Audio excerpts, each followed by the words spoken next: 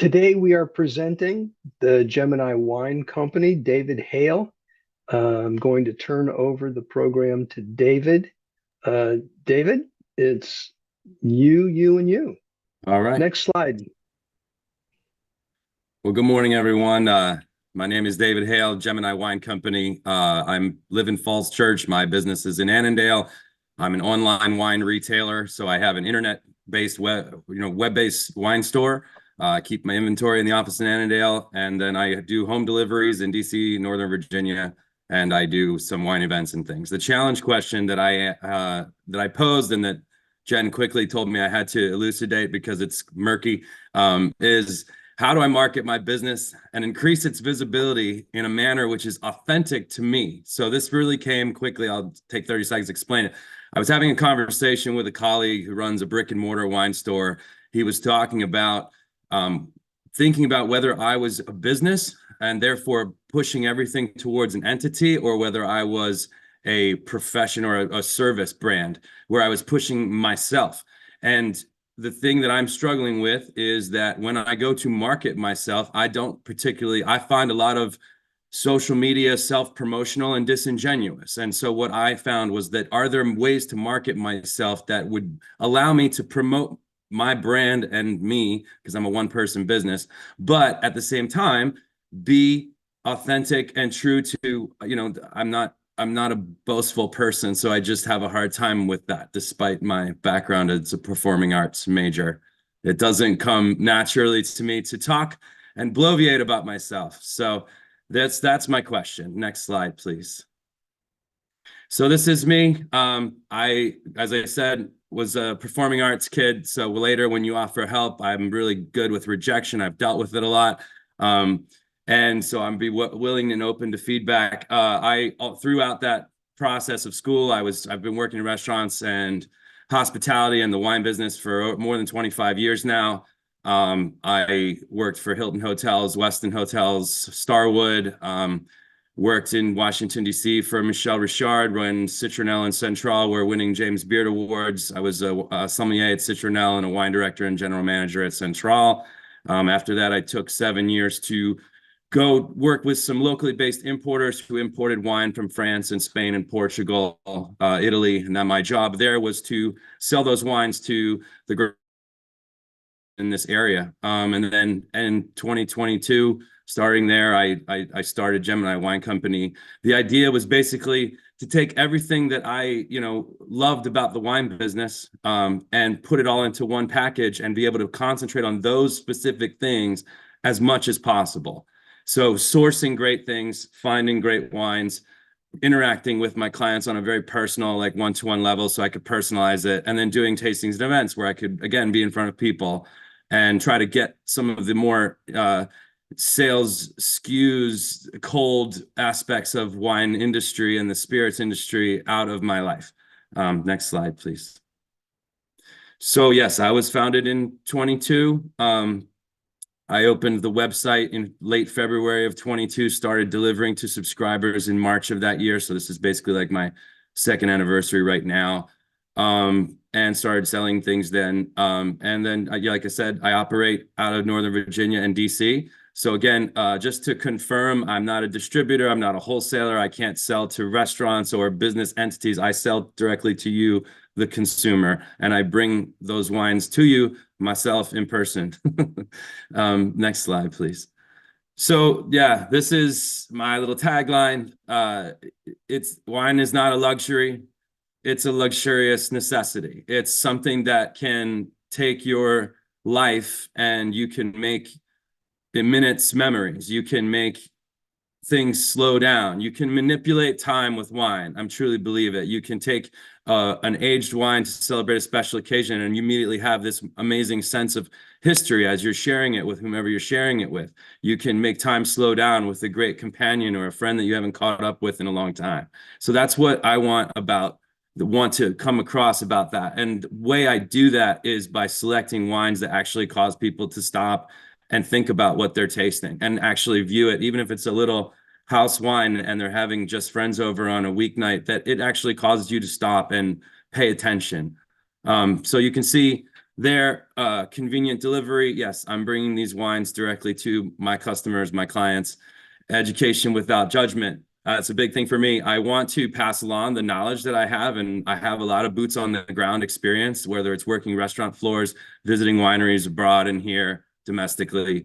But I don't want to do it. I want to take every client's education at their value and start where they're at. If you're a wine collector and you have more wines in your cellar than I've ever seen, that's fine. I probably can still find something to educate you about. If you don't know anything about wine and you just want to have fun on a Tuesday, I can do that too.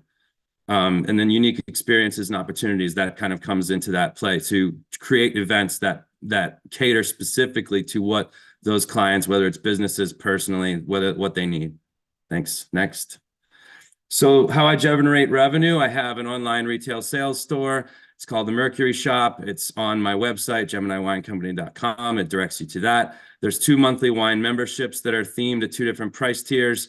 There's the events and tastings I mentioned. I'm starting to get a lot into more gifting, where I've had people asking me to do realtor closing gifts, client appreciation, et cetera, et cetera. And then the consulting education is something I've also recently started. I've been contracted to help some restaurateurs build their wine programs and train their staffs. Next. My value proposition for me, as you can see, I actually touched on what I offer. The ideal client, I'd say executive level enthusiasts, because there's people in this area that obviously have great wine cellars and know what it is and they want the best, and I help them find it. Entry level wine adventurists. I think that's where those monthly memberships come into play. Once a month, I show up at your home with 2 great wines from all over the world, and I expose people to the world of wine through my eyes, through what I see and what I think is quality. Unique values, as I mentioned, the boots on the ground, personalization, passion. I believe very, very strongly in what I do, and I believe in my clients. I really think that everyone has an excellent palate and they can taste great wines, and people sometimes get caught behind the veneer of pretension when it comes to what I do. And what I try to do is strip that away and say, you can actually recognize great wines when you taste them. You just have to be exposed to them, and that's where I come in. And that differentiates me. I think I have an innate understanding because of my background, like hospitality and wine sorcery. My terrible pun is that, yeah, like the biggest thing I do is source things. I find great wines and I find them and I pass those along. So to me, the selection is just everything. The truth of wine is always, always, always in that glass. So beyond everything else, the branding, the backstories, it's the quality of what you're drinking. Next.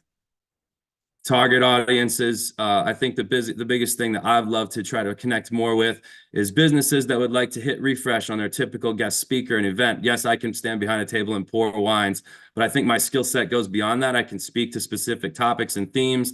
It might be fun to have your employees or your staffs hear from, through the context of wine about something either business or personally related. And then community civic organizations that have social calendars to fill. I, have done like pool tastings and things for other like kind of civic organizations, city organizations. And that's the other thing I'd like to expand. Marketing channels that I'm using, obviously with the online business, direct email offerings to the clients. I think giving charitable causes, I put it second because it's really helped me, again, with not trying to be self-promotional. That's a great way for me to go and meet people, but it's always like the overarching thing is I'm helping somebody else. Social media is the one I mentioned I struggle with the most, and then events and speaking. Please. Next. My competitors, I'm bad about mentioning specific people because I don't like to name call or badmouth, but it's other online only retailers. There are several in this area. I think my pricing model is more generous and I kind of hold to an older pricing standard. I make a point to invest in inventory. You see a lot of online wine stores that will have a little disclaimer at the bottom that says, your product will be ready in 4 to 6 days. Well, that's because they're not stocking it and they only order what they need. And that's not, to me, the way you build relationships with my vendors and then with the clients, because there's an immediacy. I have this product, I've invested in it, and I'm going to get it to you fast. Brick and mortar retail stores, they're small. Something I'm considering myself is actually going into that type of operation on a maybe limited hours basis, but they could potentially have more goodwill and community involvement because people can walk in and identify with them and spend actual time in there, becomes their little, de facto Cheers place to go. And then the other thing is like a large brick and mortar retail. It's not a huge correlation in business model, because what I do is find more artisanal examples of what the classic things that they're pitching. But again, if nobody knows about wine, they're just going to think, oh yeah, I got to go to Total and get wine for my party. They don't know me, they need to know. So cheers. Next one. And then again, that's the biggest thing for me, is like looking at what competitors are doing has really had me thought about the possibility. Then there's the pool tasting for, it was supposed to be 20 people and turned into 75, but we made it work. And then yeah, possibility of a brick and mortar location that would allow me to continue my current business model, operating online, delivering those monthly memberships. But then I could also have limited or by appointment in-store hours for people who prefer that experience. And then this would also provide me, a lot of times I'll come up with like certain wines, very limited quantity things. And rather than just try to sell them to one person and be like, that would be great to have a little event and have a 10-person table in there and do a class and have everyone share and taste and experience that, because it's a goodwill building and just fun, frankly, for me. And so that's, if I had a retail space that would let me to host a venue and not have to always find a partner or a restaurant that's willing to let me come and do that, that would be something I'm looking towards. And then, you know, again, finally, to me, authentic just means in a way that is not, again, disingenuous to me. How do I post social media things and say, this is what I do, without either, you know, disparaging others or, you know, kind of coming across as egotistical myself. I know it's necessary. I know that we have to do it. I'd love your feedback on how I do that, and if it has to be social media. Thank you so much. Awesome job. Let's give David a round of applause. Thank you for jumping in, not only as a first-time attendee, but the same day, a first-time presenter. We appreciate it. So for folks in the room, we will move into Q&A, and you can ask clarifying questions. You can ask all sorts of stuff to uncover more, although David, you did a great job sharing information, so I appreciate that. And then ideas and suggestions. I'm going to start with our guests first. So Belinda, good to see you. If you want to go first, that would be great. Okay, thank you. I think I just had, that was a really great presentation. I appreciate all of it. I maybe had 3 thoughts in terms of suggestions. One, have you considered looking into podcasts that discuss this topic and perhaps discuss wine issues, or you know, would attract the kind of audience that you are looking for? In a podcast, you have the time to be your authentic self. And so you may want to consider that, or podcasts that are talking about local issues and local businesses. That may be of issue too. The next thing is you may want to consider reaching out to local social media creators who focus on highlighting businesses. Like, you know, I follow a couple of Instagram accounts that actually highlight local wineries. And so getting them to highlight you will also bring you a great deal of reach, and you don't have to really do anything but be yourself, right? And then finally, and I'm a little bit biased because I just left YouTube, where I was working in trust and safety issues. Being on social media doesn't necessarily mean that you are kind of going with the latest craze. I agree with you that authenticity is what builds a community. And so perhaps considering the long form of YouTube, say videos that are 8 minutes to 10 minutes. 8 minutes is also the point at which you begin to monetize. And so that's an additional stream of revenue. And you're building a community, and perhaps you have time to share something that's deeper, like something that you've learned, or something that you want people to know, or something special about your business.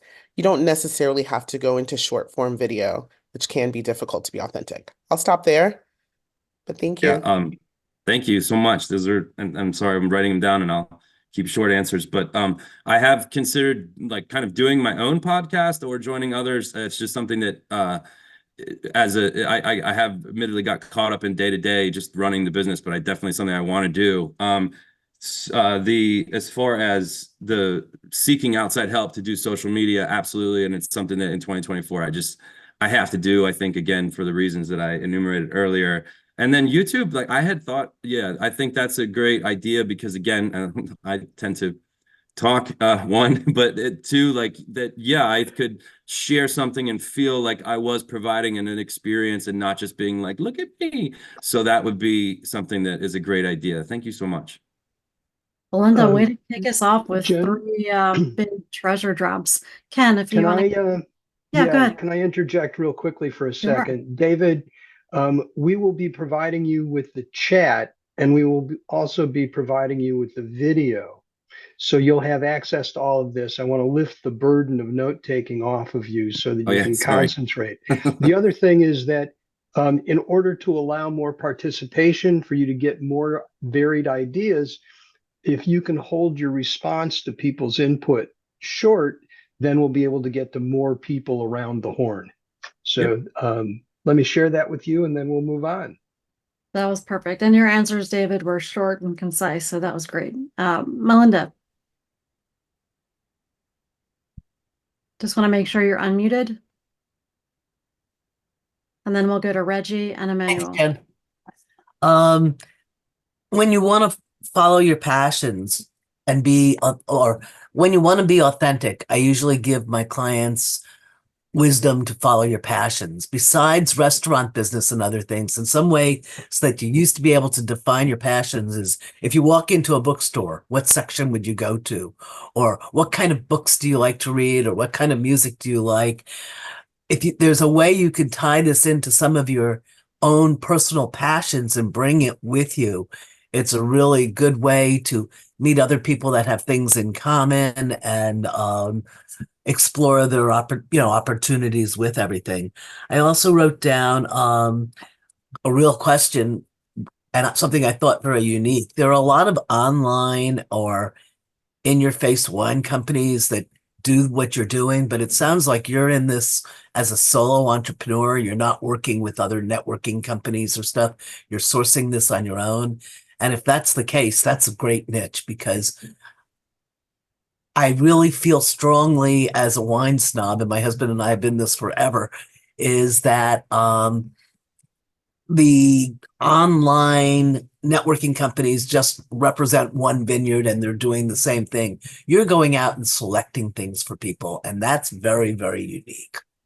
So I just wanted to suggest that. And then the last one is just wine dinners at restaurants. That was something, that's how we got going 30 years ago, in addition to going out to vineyards, as a way to learn about wines and what we liked and vertical tastings and all sorts of things.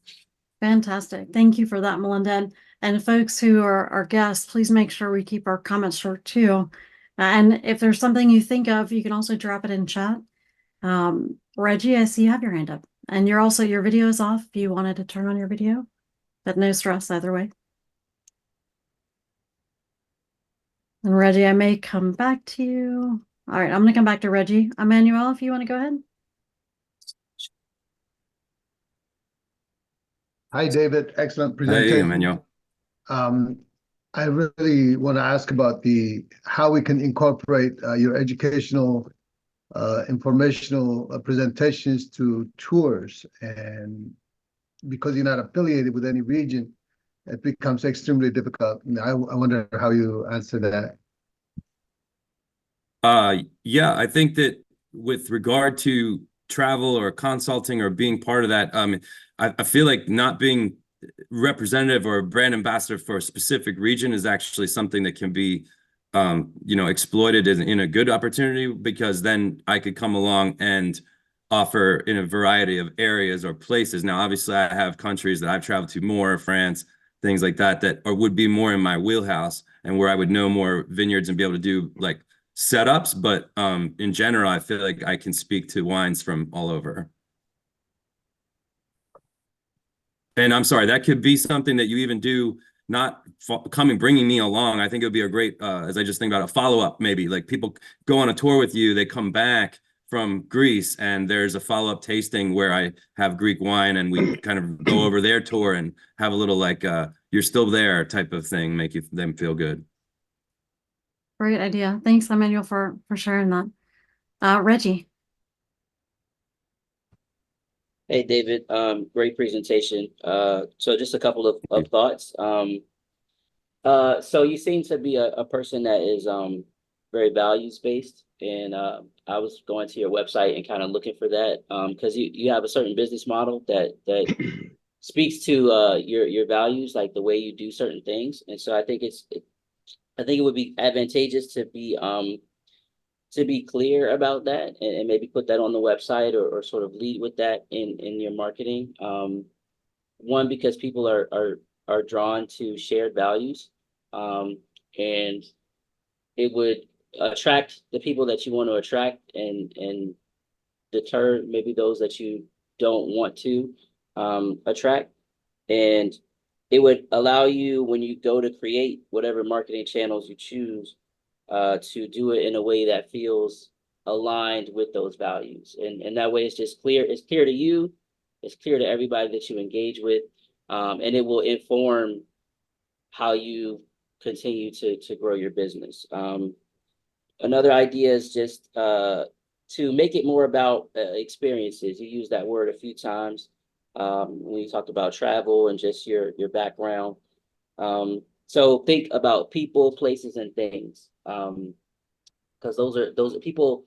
People would love to travel. People would love to go back in time, but they can't. And the way you spoke about it, like a bottle of wine with the right person, the right story, can allow you to do that. And so I think that you can use that as a framework for creating content that will draw people in, because they can get a bottle of wine anywhere, but they can't go back to the 18th century, or they can't go to France. You know what I mean? So you have the ability to do that through your experience, your knowledge, your storytelling, and obviously the products you provide. So I would think about using that as much as possible as a framework for creating your marketing. Thank you. And quickly to that point, I think that I do that a lot with clients that I already are on board. And so that's a fantastic idea, because I feel like maybe on the website, like, prospective people looking don't see it as much as people that are already working with me. And then just on your note about the values, Jen, just in BNI last week at our BNI meeting, was presented the stat: 67% of Americans, like regardless of race or background or demographics, like shop with shared value businesses. So you're right. I have to enumerate that on the website a little bit. Thank you. Thank you, David, for making me feel so validated. You were listening to the presentation. Great thoughts, Reggie. Really, really exciting. Dan Linder, and then John Rittenberg and John Norris. Thank you, Jen. Hey, David, great presentation this morning. Thank you for the information. We have a lot of clients that have big wine collections, and I think. All right, Dan Linder, I hate to have to mute you, but there's a weird echo. If you can just do a quick sound check, and maybe stay on mute while you do that. We'll come back to you though, because I know you have good stuff to share. John Rittenberg. Hey, David, thank you. I really appreciate your humility. I respect that a lot, and appreciate the challenge. I wanted to focus on your online business, and if you'd be so kind to describe your interaction with a buyer online. Someone buys from you. To me, two differentiators are you have an online store and you deliver. Mm-hmm. People love convenience. Everyone's strapped for time. Describe your interaction with customers once they've purchased online. If they sign up for a membership, there's an immediate welcome email that enumerates, I keep using that word today, that talks about the benefits of and lists really quickly what they're getting in addition to just the wines each month. If they make a purchase on the online a la carte store, which is the Mercury shop, someone just goes and buys bottles of things that I have, they'll hear from me personally really quickly, just to confirm the details and try to coordinate that home delivery. So in that sense, it's not automated, but it is a personal touch. Someone like yourself who does what you do probably could assist me with making that a little bit cleaner for sure. Look at that. Dave, already known what John. We'll follow up. We'll follow up. John Norris. Hey, David. Great job. Obviously, interesting business. A couple questions, but who has historically been your best client demographic profile? Like, who is your sweet spot? So I would say, the average trend, one of the things I need to do is, and why I'm here is working on the visibility. It's a lot of the same faces each month.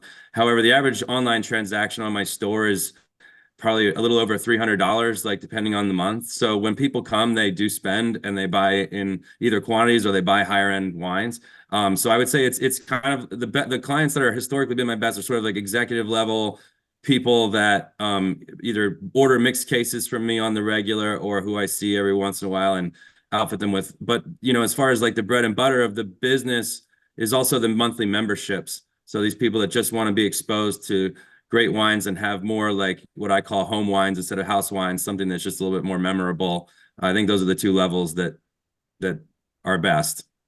Yeah, I think it was Reggie earlier that spoke about your website, and I went there, and I think who you are when I listen to you is not reflected on the website. You don't give me a value proposition. You're not telling me what's your differentiating factors. You're not like, for example, I think your biggest skill is that you're local to the DC metro area and you could in person, it doesn't say anything about the strengths of what you bring. And to me, it is just another website selling wine. And unless there's like an exclusive distribution you have or some other factor that makes me have to go to your website to do business, I'm not finding myself being drawn in. But when I hear you, I'm like, this is a cool dude. He obviously is passionate about wine. He's a likable guy. He has a good sense of humor. Like, I would want to do business with you, but that doesn't remotely come through on the website. As well as I think, and everyone has different business opinions, but I think it would be important that you identify, like, I live or work in the DC metro area, and this is where who cares if someone in California doesn't want to engage with you because you're here. They may not be looking for someone like you out of the area anyway. But use your strengths to build your business and identify strongly with who your client is, those executives, and then build that business model. Build it backwards from your client to what you're doing. Thank you. I love it because, it's things that I've been, again, just dovetailing to what you just said, Reggie said, like, I think I've been considering all of those aspects and they're not right now, like kind of forward facing, and it does take engagement. And that's one of the things, and I'll wrap this answer up, but like, I've been trying to, I have 3 young kids. It's harder for me to do the events, but the events, like you said, the in-person interaction is where I will meet the clients. So I think the greatest victory for me would be for clients to understand who I am without this face-to-face from what the website says, and get more sales, wake up to orders that from people that I haven't interacted with or met, So yes, thank you so much. One other thing, sorry, just quickly, what Belinda was saying about using social media. I mean, you can't be afraid to use it because it's the most economical aspect for a small business, that it doesn't cost you $10, $20, $30,000 a month to put together, produced videos, and you can do simple content and get it out there for obviously very small costs. You can obviously pay to boost them and things like that. But the point is, you should be capitalizing on who you are. I think any business is built off the owner. Like, why is Dan Lender successful? Because of Dan. Why is John Rutenberg? Because of John. Why is Jen successful? Because of who they are. And you just get that out there. I think you do well, really well. Thank you so much. John Norris, your Medicare expert and business expert. We're so glad you're here, John Norris. Dan Linder, I'm going to circle back to you. You said you had your headphones on and you're going to work now. So let's see. Well, Jen, I hope this is better. Can you hear me now? Fine. Absolutely. So much better. So very good. David, thank you for your presentation. Very good. A lot of people, everybody thinks that they know about wine, but they don't. And when you ask them what they drink Chardonnay, or they drink Pinot, or they drink the same thing all the time.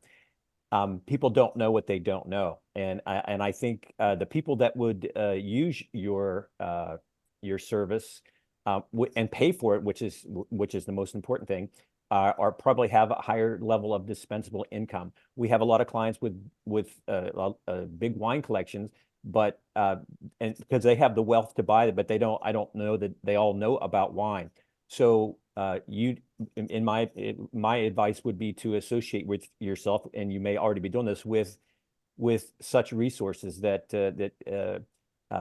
there are places in the Washington D.C. area that store wine, right? And so you may have a big wine collection, and you may keep your bottles offsite from your house, right? There are specialty places that repair HVAC systems and humidity systems for wine rooms, things like that. And so all those things run. I mean, there's not like 100 sommeliers in the area. So once you're in that environment, then it's hard to get thrown out. So I think with your expertise, you need to associate yourself with, chefs and catering companies that do higher end events for people, or associations, and where there are people that will appreciate your expertise and spend the money. So that's my 2 cents. Thank you. That's perfect. I think that you're right. I am engaging with those clientele to a point, but it's just always, and that's one thing to dovetail to what John Norris was saying, that thanks, John, for making that point, was that is local. Like, I mean, it started out, I don't have the resources to rent a mailbox in New York City and sell that, or thereby attaining a license, or Massachusetts, or the states that only allow intrastate retailers. And I'm thinking, as I'm doing this, I'm like, why am I trying to think about 3 people that I know in New York, or in Texas, that I can sell to? Well, I'm focusing on this area, and I want to highlight that. And then with regard, I love the HVAC or the home services things, because I'm starting to run into networking events. I mean, obviously that's just a huge swath of people, and I think that would be bigger than even the storage facilities, because a lot of those storage facilities, like Domain Storage in DC, for example, have their own licenses, and they want to sell their clients wine, and so they're not as open to outside influence. But the vendors who have no stake in the game, as far as like how the client fills the wine room that they just fixed, would be fantastic. So thank you so much. Well, So I'm going to jump in just to. Too, Jen, can I make one other point? Is 2 seconds. David, you made me think of this, is people that buy wine or inherit wine or buy collections but don't know what they have, and so they pay somebody to come in and categorize and inventory their cellar. And again, they don't know what they don't know about wine, and they always drink one type of wine, though they would like to branch out. They just don't know how. David can help with that. So we have 6 people who still have comments, and we have about 6 minutes left. So I'm not saying you have a minute each, but let's make sure these are concise comments. Ken, go ahead. You've been waiting a long time. Thank you very much. I want to point out something that really resonated with me that you said. Wine's so good they stop time. I think that's a real killer. And I don't know if you're using that, but I think it's a real killer. I put into the chat, which you'll get, my buddy JD Gershbein out of Chicago. JD is a LinkedIn expert. He recently posted in his LinkedIn style guide, exactly on point, how to toot your own horn authentically. Be sure to pull that out of the chat. Take a look at it. Thank you so much. I really appreciate it. And David, one example I would give for LinkedIn, I think about the vision board workshop I did where you did a tasting and you featured women-owned vineyards. That's an easy video or blog to talk about the women in the vineyard, right? You're not talking about yourself, promoting the event that you did, the experience, but you're mainly promoting your sorcery. So James Lawson, please. Hi, David. Great presentation. I'll keep it short, obviously. So a couple of things. I think you're overthinking this, first and foremost, right? There are companies, wealth management companies that hold client appreciation events. You want to get in touch with them. I just did one 3 weeks ago. Somalia came in, we had all these wine tastings. It was amazing. So those are outlets, but you see, you want to be visible. To get visibility, you've got to be visible, right? So I agree with a lot of what's been said. I think having some kind of video podcast might be really beneficial. I think having those videos on your website would be beneficial. I think you shooting a video talking about what you're doing and why you're doing it would be incredibly beneficial, because all of that stuff is missing right now. I mean, you talk incredibly well about this stuff, but it's all hidden behind this veneer. And I think you might be a little, I'm not saying scared, but you just get out there, buddy. No one else is going to shout about you except you. And there's nothing wrong with self-promotion because no one else is going to do it. Hey, some of us will do it. That's why you're here. We're true. gonna put No, our but Do it. Get out so and do it. cynical, James You'll be Lawson. fine. You'll be So fine. cynical. Great input and feedback. you, Dave, do you James. want to chime in or anything? I just real quick, I think a lot of it is me like not being willing to kind of put myself out there in that aspect of it. I'm more than happy to do it when I'm in a setting where I'm with people. And so it's kind of silly to not show that. And particularly like, once again, I think there's another example of sort of without disparaging that's the thing that I hate the most is when I read a competitor's website or someone's website as another entrepreneur in a different field, and they're disparaging other product to build themselves up. And I just want to make sure that whenever I do it, it comes out of a place of positivity to, excite the clients just without being, trying to disparage others or take them down. But yes. Absolutely. Emmanuel, please. David, I think John touched on it about your history in Washington, D.C., like Michel Richard, Pennsylvania Avenue. That was one of the hardest places to get reservation. Having those kinds of backgrounds tells a great deal of your connection with Washington, D.C. and a lot of the hotels, which I was a part of. And have you thought about how you can market to concierges in Washington, D.C., get flyers, and just pass on? Because when I was a concierge, last minute people would come and want to buy wine, and we end up sending them to some wineries. And this are like a lot of wines, the Mayflower, for instance. So I think having a flyer available in a lot of the different hotels, introducing yourself in these hotels, or finding ways to connect with these hotels, or getting ahead of the customers that come to Washington, D.C., to let them know that you have these services would be very, very helpful. So I just wanted to throw that in there. And thank you. Yeah, fantastic. I think, and I have some Canva content that I've created. I think it could be easily manipulated into something like that. Thank you. So we have 3 more questions. Melinda? Just make sure you're unmuted. One of the things I wrote down was partnerships. And I love the concierge program idea that we just got. I did that for Alexandria Ghost Tours years ago. I mean, the concierges can use it. I also wrote down chambers. They all do happy hours and things, but they don't always have the alcohol provided, and there may be an opportunity in some location that doesn't have something that they're doing events. There's a lot of local ways you can be seen in networking with it, where you can do some very unique things. Sales promotion, that was my first 20 years of my career. It's really ways to put programs together to get somebody. How about an Admiral's Club or other types of things that's a wine club that is beyond everything for your elite members or something. And maybe there's a program where any member that brings in somebody gets points, and the points can be saved for wine, a corkscrew or whatever you want to give them, things that they can use. Build different incentives in there that are fun. Melinda, if you can put some more ideas in chat, that would be great. We've still got to get to John and Amy. Got it. Thank you, though. I love that everybody's got all these ideas. John Rittenberg. First, Amy. She hasn't gone yet. So Amy. Let's go, Amy.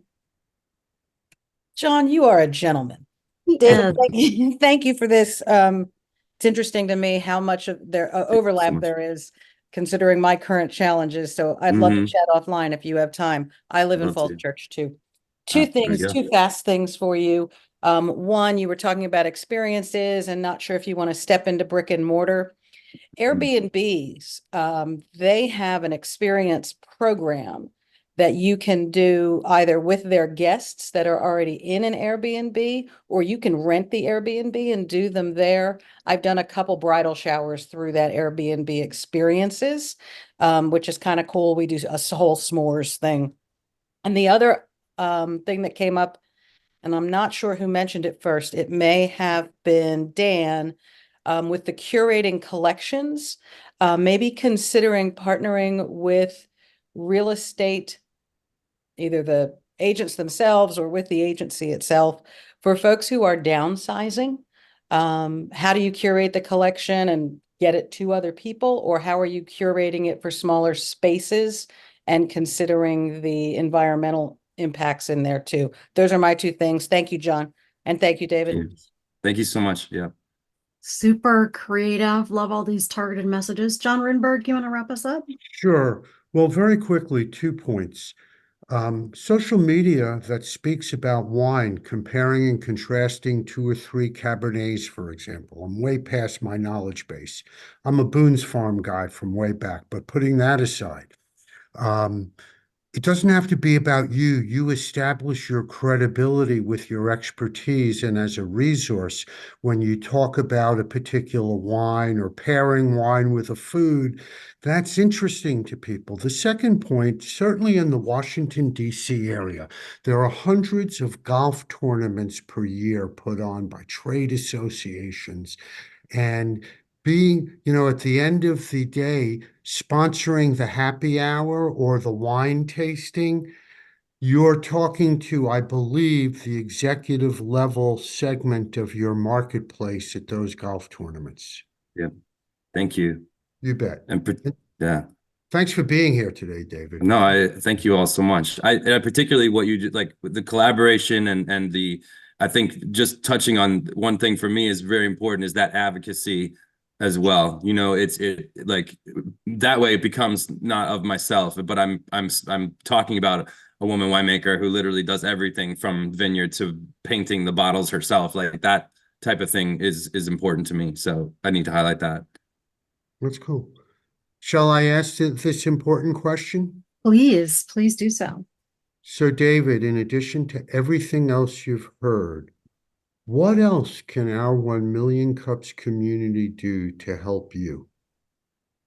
I think just mostly help me learn about, like, you've already done it, but help me learn about what you all do so that I can try to pay that forward, and in doing so meet more people and just become better in tune with the area and the market and potential clients for me. But trying in that giving spirit, I just want to make sure that I learn more about each and every one of you all, and that way can try to spin it around and make sure that we have connections that we can pass to each other. So super.